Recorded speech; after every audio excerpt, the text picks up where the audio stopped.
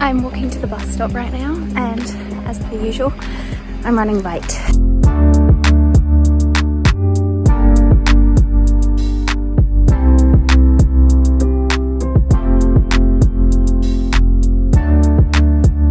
My journey to healing my relationship with movement has taken me a long time, but I am now in a place where I can move my body in a loving and kind, compassionate way. It is possible to heal your relationship with movement, it just takes time. And please acknowledge that what is right for me may not be right for you in this moment, and that's okay. You will get there, and you will get to do the things that you love again, and build a relationship with movement where you have so much fun, and you do it out of enjoyment, and because you are kind to yourself, and you want to feel strong, rather than punishing your body.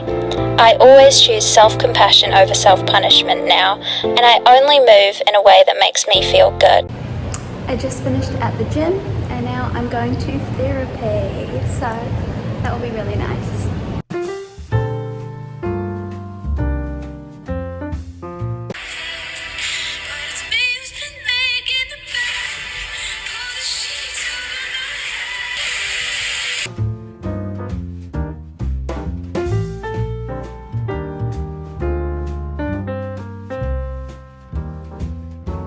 Look at this. It's so nice, look. It's so thick and it's got so many nice chocolatey pieces. Let's have some.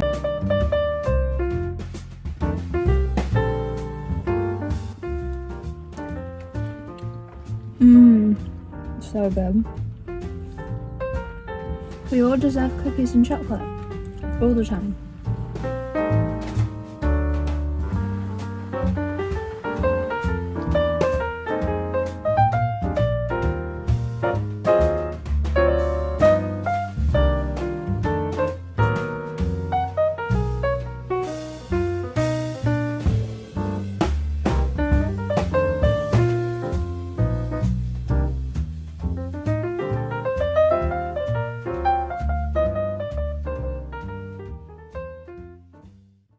Hello, welcome to my very first ever YouTube video.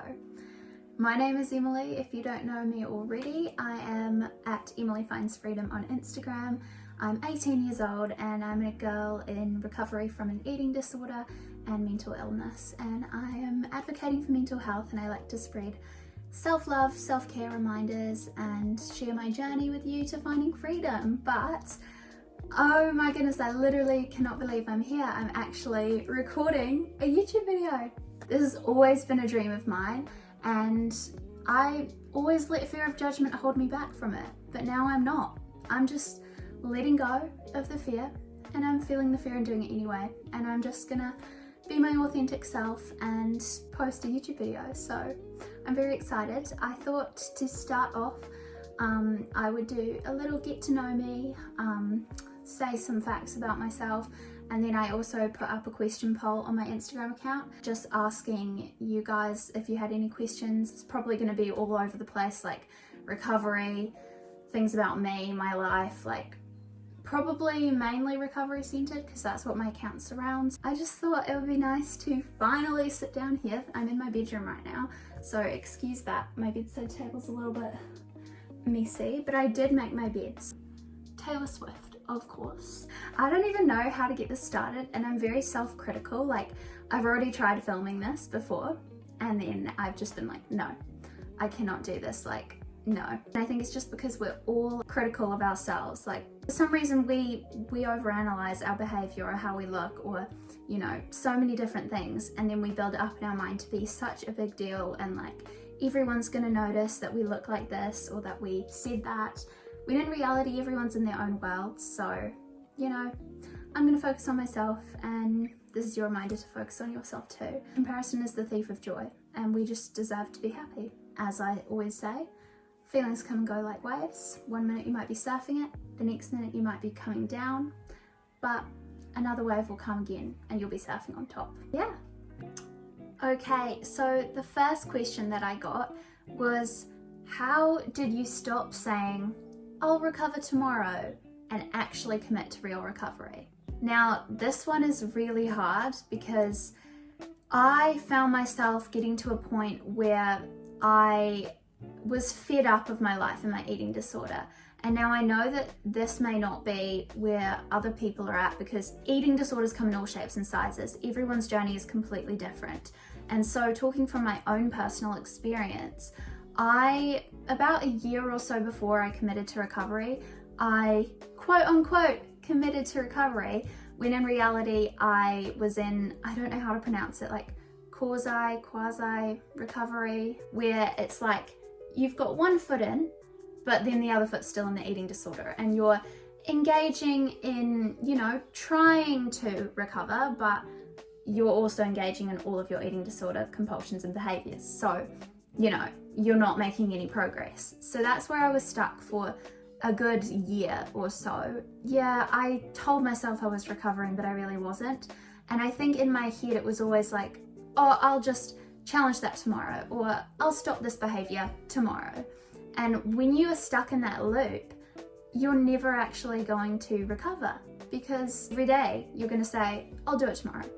So how I got out of that loop was just thinking and realizing that the perfect time to start will never come. And so therefore the perfect time to start is today. Now is the best time to start. Whether that is facing a fear food right now, whether that is allowing yourself to rest when you've been on the go all the time. You don't have to get to be at your sickest to recover, because no healthy person would think that they're not sick enough to get better. If you are even thinking you're not sick enough, if you feel like you're not living your freest, fullest, happiest life, then you deserve recovery. I don't know if that helped. It's just, I guess it's about flicking the switch in your mind and saying, why not now? Let's just try it now. Something I found helpful was writing down a list of like all of the things that recovery would bring me, like freedom around food, relationships, healthy long hair again, being able to travel, being able to follow my dreams, all of these amazing things that the world has to offer. If you keep on saying tomorrow, tomorrow will never come. Another question that I got, which is a bit more about me and my life, is what are you going to do after high school, and how many exams do you have left? So if you don't know, I'm in my final year of high school, which, well, actually school's officially finished now, so I only have a few more exams until I'm officially free. Basically, I think I have 3 more exams. What am I doing next year? Well, I have some exciting news that I actually don't think I've announced yet. I'm so excited for it. I am going to be going overseas to London to be an au pair. So an au pair is a live-in nanny that you get your accommodation for free, you get your food for free, and you live with a family and take care of their children. You can explore like London, and you can travel, and you can make new friends. I'm going to be heading off to London in February 2024 and staying for around a year. It's up in the air whether I'll stay longer. I don't know, depends how much I love it. And I found a family. They have 3 lovely girls and they live in London, so I'm just so excited. I've always wanted to travel, and I've always wanted to go on exchange or go to a different place, and I actually happen to have family in the UK as well. I can go and visit them, and if you can't tell, I'm really excited. The next question I got is how to deal with bad body image. Now, I am feeling insecure right now, and I'm just going to be completely honest. People don't love you for how you look, they love you for who you are on the inside. So that's the most important thing to remember. I'm just going to feel the fear and do it anyway, and this is going to be a bit of exposure therapy for me, posting this YouTube video, even if I don't feel 100% confident in myself. You never know until you try. So, moving on to that question of how do you deal with bad body image, it is reminding yourself that your body is just your vessel. It's your home. You need to take care of it. Just like you would water flowers, you would water your plants and you would give them sunlight. You have to give yourself that too. You have to take care of your mind and your mental well-being as well as your physical self. I think something that helps me is saying these affirmations to myself, saying, I am good enough just as I am, and I deserve nourishment regardless of how I feel or how my perception is of my body, because there's nothing wrong. My body is not the problem. In fact, I look the same as I did yesterday. My body hasn't changed is just my mind telling me something has changed when in reality it hasn't. It's just so hard sometimes to know how to deal with bad body image because your brain can be telling you so many things, so many negative things about yourself, but you've just got to know that they're not true. You shouldn't listen to them. Like, thoughts are not facts. They are not telling you the truth. So some things I do to help myself on bad body image days are things like putting on comfy clothes, journaling, getting out in nature. I find really helps me with my mental well-being. Talking to someone, it could be my best friend, it could be my mum, it could be my therapist if I've got therapy. Anyone to chat to just help talk through what's going on can really, really be beneficial. It could be hugging a soft toy. It's just nice to hug things. Let's move on with the next question. The next question that I got is, what was your favourite place that you've travelled to? And I love this question because I love traveling. I just love exploring the world. I love finding so many magical places. Like, this world is so beautiful. Oh my gosh, I have been traveling quite a lot. And if I was to pick my favorite place that I've traveled to, it has to be Rome. Rome in Italy was absolutely beautiful. I kid you not, absolutely beautiful buildings. The weather, the sun, so warm, so nice. Italy, so beautiful. I do admit when I was there, I was quite deep in my eating disorder, so I didn't fully enjoy it to my full potential, but the city was just so beautiful that it's somewhere I definitely want to return to. And in fact, I think there's some sort of theory that if you throw a coin in the Trevi Fountain, then you will return to Rome. And I threw a coin in the Trevi Fountain, so I will be returning to Rome. Rome, top of my list so far. That's that question. Another question that I got asked is, how did you deal with people at school knowing about your eating disorder? In my experience, I only shared that I was ill with only a few friends, but firstly, I just want to say that eating disorders are mental illnesses. They may affect your physical health, but that doesn't mean that they're physical illnesses, and therefore you cannot tell if someone has an eating disorder just based on their weight. But I think that some people probably figured that something was wrong with me because my physical health wasn't good at all. But not only that, mentally, I wasn't myself either. I wasn't engaging in conversations like I used to. I isolated myself. I wasn't really Emily anymore. It's really tricky knowing how to tell someone. A few friends knew, but they didn't really know how to approach the subject. So it was definitely a rocky road for me. Well, to be honest with you, because I was so trapped in my eating disorder, I didn't even have the mental capacity to think about anyone else and what they thought of me having an eating disorder. I didn't care, quite frankly. I didn't care about anything apart from being in control and people leaving me alone, basically. After being in school this year with my eating disorder, I think I've become way more like myself. Like, I am Emily now, but I have, since starting my recovery account, been approached by a few people at school just saying to me like, wow, you're so inspiring, I love your account. And I've had messages from people anonymously saying, hey, I go to the same school as you and I just want to say that I struggle, but you're really helping me. And like, it has been amazing just to see the response of my journey and my account and how my advocacy is helping people. And I think it's amazing, and like, I'm still mind blown. I care less about people knowing about my eating disorder now because I want to spread awareness about eating disorders. I am happy to speak up about it because I want people to know that there is a way out and recovery is possible and you can find freedom. So I think when I was in my eating disorder, it wasn't a thought to me about whether I should tell people or not. I wanted to be left on my own and I wanted to be with the eating disorder. But now I don't want to be with my eating disorder, and I want people who are in the same place that I was to know that they can get out and they can find freedom. I hope something I said resonated with you. Sorry, I just got up because the next question is, have you found any books that have helped you with your mental health and eating disorder recovery? And the answer is absolutely yes. So I had to get up and I had to get them. I love self-help books, and so I'd been recommended quite a few of these, and actually the first ones that I'm about to show you are the books that I worked through in my early stages of eating disorder recovery with my therapist. So I just thought I'd show these to you because they helped me personally a lot in my journey. I did YAPT therapy, which is young adolescent parent therapy. So I would have like a few sessions with my therapist on my own, and then maybe once a month my parents would come in and just see where I was going. But slowly but surely, as I got better, my parents no longer come in and it's just me. But these books were absolutely amazing. So there's this one, which is Unpack Your Eating Disorder.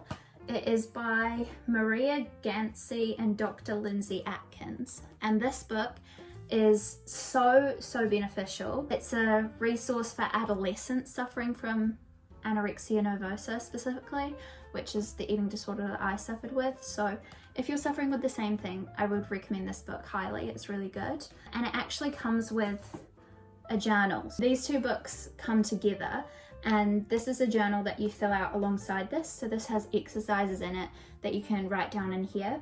This is by the same people. So Unpack Your Eating Disorder and Letting Go of ED, Embracing Me journal. So I'd recommend that. And then Bite Back by Genevieve Mora, and she is co-founder of Voices of Hope. She's a mental health advocate in New Zealand, and in this she shared her personal story with an eating disorder, and then it's also a guide for navigating eating disorder recovery. So it's so helpful, and she's absolutely inspirational and amazing. So I definitely recommend this one. This one's definitely more of a heavy read, and it's so complex. Well, it has a lot of information in it. I haven't managed to get through the entire thing, but I really looked through it a lot. I haven't read it in ages because I haven't felt the need to.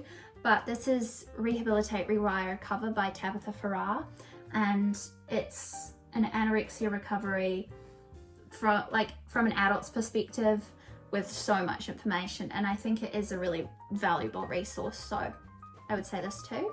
And then finally, for more general mental health or for depression or suicide, this by Jazz Thornton, Stop Surviving, Start Fighting, is an absolutely amazing book that I would definitely recommend, giving you hope and showing you that change is possible. And Jazz, we love Jazz, amazing. Yeah, those are the books that have helped me so much in my recovery journey. Okay, and then the final question that I'm going to be answering today is one that I've been asked quite a few times, and I've been a little bit nervous to address just because I know that it can be kind of a touchy subject for those in eating disorder recovery. But the question is, are you vegan? Or like, do you eat meat? Are you vegetarian? Like, what diet do you follow? And firstly, I want to say, I don't follow a diet. I am completely intuitive with my body. I honor my hunger signals, and I am in no way restrictive at all. And I just want to make that clear. What works for me may not work for you, and vice versa.